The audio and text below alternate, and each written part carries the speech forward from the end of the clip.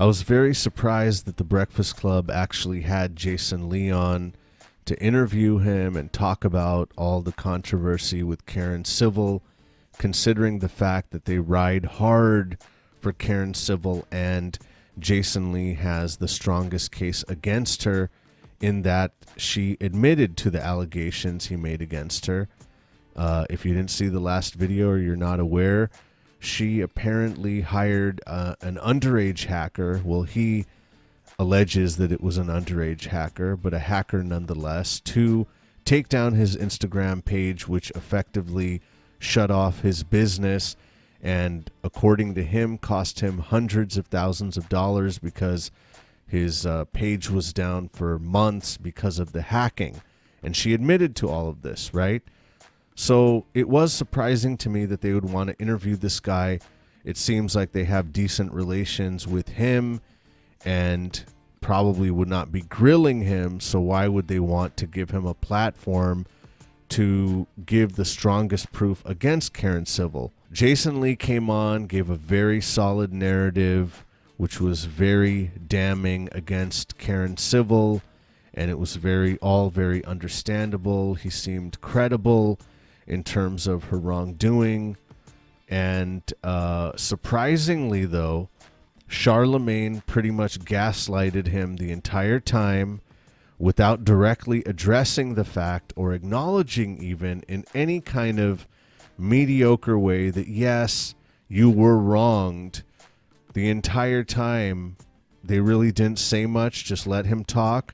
And then the few times when Charlamagne chimed in, he tried to make light of the situation, make it seem like there's something comical about what Jason Lee was talking about, even though there was nothing remotely funny about what he was talking about. And then gaslighting him by talking about how, isn't this messy? This is messy. Healing energy. Don't you want to heal? What did your God tell you? Because Jason Lee at some point talked about how he prayed on the matter at some point, and it's like, oh, well, what did God tell you? Like, Charlamagne was basically acting like it was negative, weird, or something that was unhealthy for Jason Lee to try to take any sort of action against Karen Civil for hacking his page and messing with his business and causing him a lot of grief, which is just really insane. And the only thing that DJ Envy really even added to any of this was at some point while this was going on and Charlamagne's trying to make light of what happened or just not acknowledge it, not really receive anything that Jason Lee was talking about. DJ Envy is like, well, what about the people? There's going to be people out there who claim that, you're not taking a position or this and that or judgment or whatever because Karen Civil is your friend. And Charlamagne acknowledged that. He acknowledged it while at the same time acting in a way as if that's not even relevant. Like acknowledging, yes, I can't be unbiased because that is my friend, but then also having a demeanor and an attitude as if that's also simultaneously not even relevant to the situation. It was complete and utter gaslighting.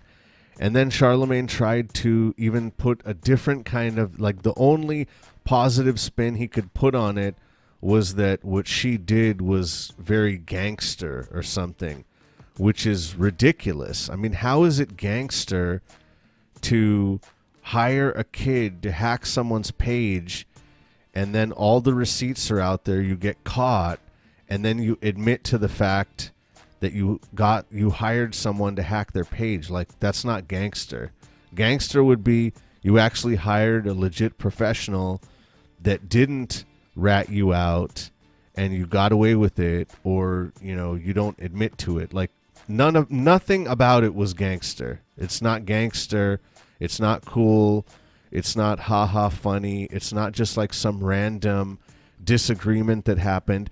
This is a person directly breaking the law, okay? Breaking the law and breaking the law to damage someone else's livelihood, someone else's business endeavors. And I'm not trying to say by any means that this Jason Lee character, like, oh, he's some salt of the earth character, given the fact that he is in the game that he's in, which is like deep within this gossip pages and whatnot, and he's in everybody's business, and he's like holding all this ammo on all these people and threatening people and doing this, that, and the third. Chances are he's not like the cleanest, nicest person in the world or has the best morals, but at the very least, there's no evidence thus far that he's breaking the law, hacking people's pages, or doing something like that, right? So that's a different area of criticism that you could give to him, which all of the people involved, Charlamagne, Karen Civil, all these people, DJ Envy, you could bring up, moral judgments against all these people, especially Charlamagne, and it's very self-serving that he wants to just pretend that like crimes don't exist when he has a very nasty, something very, very dark and horrible in his past, which is part of his criminal history, which like that has come more and more and more to light over like in recent times, all the details of that. And it makes him look even worse than like how he's tried to weasel his way out of it and try to defend himself and try to act like he was just kind of a victim of circumstance. A lot of other details came out in that whole situation, which I won't go into in this video, where it really makes him look extremely bad. Like it makes him look way worse than how he tried to come out of it. So it's very self-serving that when it comes to certain things that are major transgressions, breaking the law, hurting other people directly, he wants to pretend that it's just quote unquote messy, and he's shaming the victim and telling them, that they shouldn't seek any recourse. Who says that they shouldn't seek recourse? And the only thing that he offers to help the situation is he's sending healing energy. Then later on, of course, it was weird because then very shortly afterwards, they have a little telephone interview with Karen Civil, and it's like they don't even ask her about anything. It's like there's no moral discussion at all. The only thing is they're talking about, yeah, this is messy, and her best defense is that, well, she thought that she squared things away with him before. Like, she doesn't talk about what she did wrong. She doesn't repent. She doesn't truly apologize. All she has to say is that, her biggest defense is that she already talked about it with him before. Who cares? That's irrelevant. She talked about it with him before. She wanted him to forgive her before, and he doesn't forgive her. And she has to own that. But instead, and then they're just only acting like sympathetic about it. Like, yeah, this is messy. Yeah, we understand. Then they try to chime in with like a red herring about Nicki Minaj. Well, he said that this, and then they messed that up too. And that's totally irrelevant to this. That has nothing to do with what she did and what she's responsible for.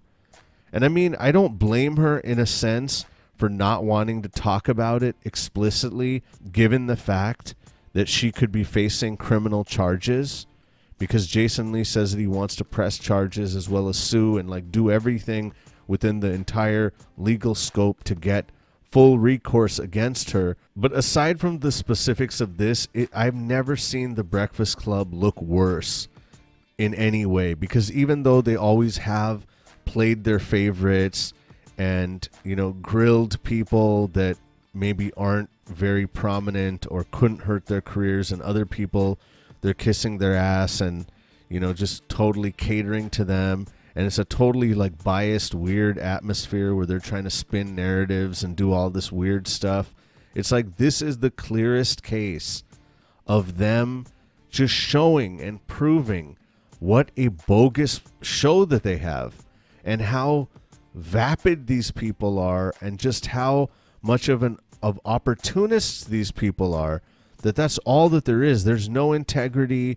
They're never gonna, something that is clearly wrong in front of your face, you're not gonna say that it's wrong. Then you're gonna gaslight the victim and try to victim shame and try to pretend like, oh yeah, if you want to seek justice, then you are not having you're being messy and you're not having healing energy.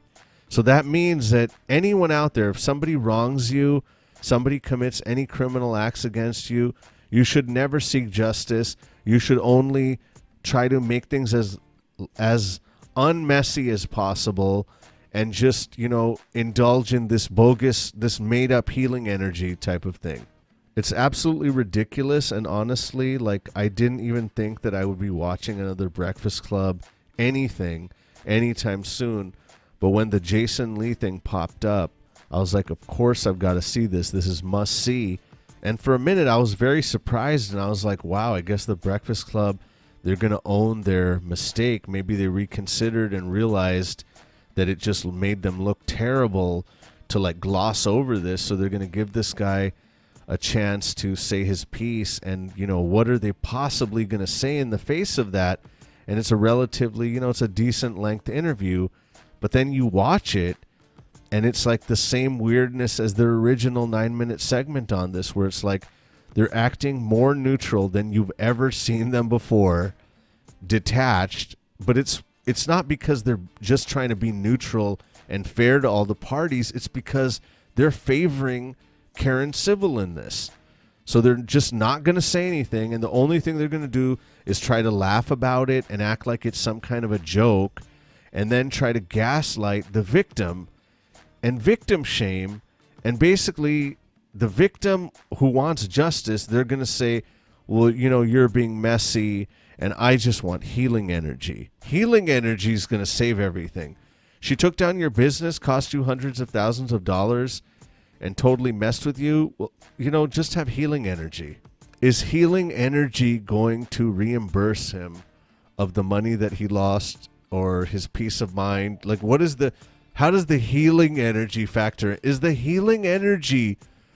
Should healing energy just be the recourse of all people? Just ask for a bit of healing energy.